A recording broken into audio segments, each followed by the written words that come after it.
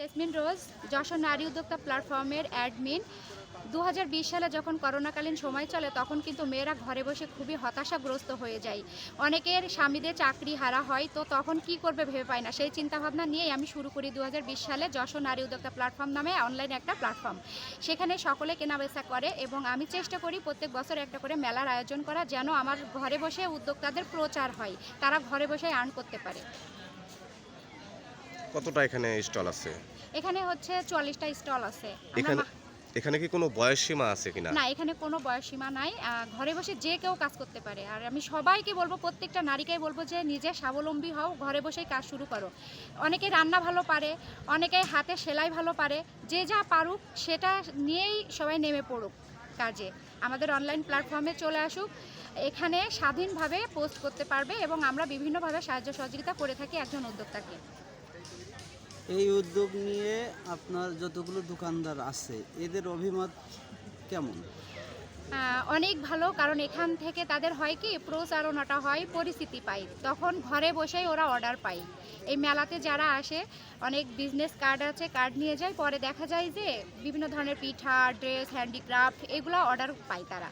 এভাবে তাদের পরিচিতি বাড়ে, তাদের মানে স্বাবলম্বী হওয়ার একটা মাধ্যম বলতে পারি এই বিভিন্ন যে মেলার মাধ্যমে অনেক পরিচিতি লাভ করে তারা। ঠিক আছে। বিভিন্ন রকম পিঠার আয়োজন করা হয়েছে, হাঁসের মাংস, তারপর হচ্ছে অনেক ধরনের পিঠা। যেহেতু এখন শীতকালে এখানে সবাই আসছে একটু হচ্ছে পিঠা মেলাটা এনজয় করছে। আর সকালে এই ধরনের সকালে পিঠা রাখা আর হচ্ছে খাওয়া, একসাথে খাওয়া, এবং অনেক মানুষ এখানে ঘুরতেও আসছে। এইরকম আয়োজন আমার মনে হয় শীতকালে বেশি করা উচিত। এখানে একটা হচ্ছে 3 দিন ব্যাপী, আমার মনে হয় এটা আরও বেশি আয়োজন করা উচিত এই ধরনের উৎসবে। আর আমাদের এখানে আমরা যেহেতু শহরে থাকি, পিঠা আমাদের তেমন একটা খাওয়া হয় না, তো এখানে এসে আমরা যখন পিঠাটা এত বড় আকারে এখানে আমরা হচ্ছে দেখতে পাই এবং খাওয়ার সুযোগ পাই, তাহলে আমার মনে হয় এটা সবার জন্যই সুবিধাজনক। আর হচ্ছে যারা এরকম উদ্যোক্তা আছে তাদের জন্য এটা অনেক হচ্ছে একটা অপরচুনিটি যে তারা এখানে এসে তাদের হচ্ছে পণ্যটা তারা সবার সামনে তুলে ধরতে পারছে এবং তাদের হচ্ছে যেই উদ্যোগটা সেটা সবার সামনে তুলে ধরতে পারছে। আচ্ছা, এই মেলাটা একটু ব্যতিক্রমী মেলা, এখানে ঘুরতে এসে খুবই ভালো লাগলো আমার।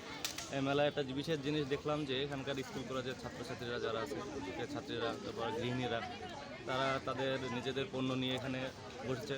এর মাধ্যমে তারা ছোট ছোট উদ্যোগ থেকে বড় উদ্যোক্তা হবে। তারা আশা করি এভাবে বড় উদ্যোগ হয়ে উঠবে, সময় তাদের সচ্ছলতার পথে তারা ফেরত যাবে। সবাই আস্তে আস্তে ছোট থেকে বড় হবে, একসময় সচ্ছল হবে। তাদের বিভিন্ন পণ্য নিয়ে বসেছে এখানে, এভাবে তাদের দিকে আরও অনেকে উৎসাহিত হবে। এভাবে আমাদের ঘরে ঘরে সচ্ছলতা ফিরবে আশা করি। ধন্যবাদ।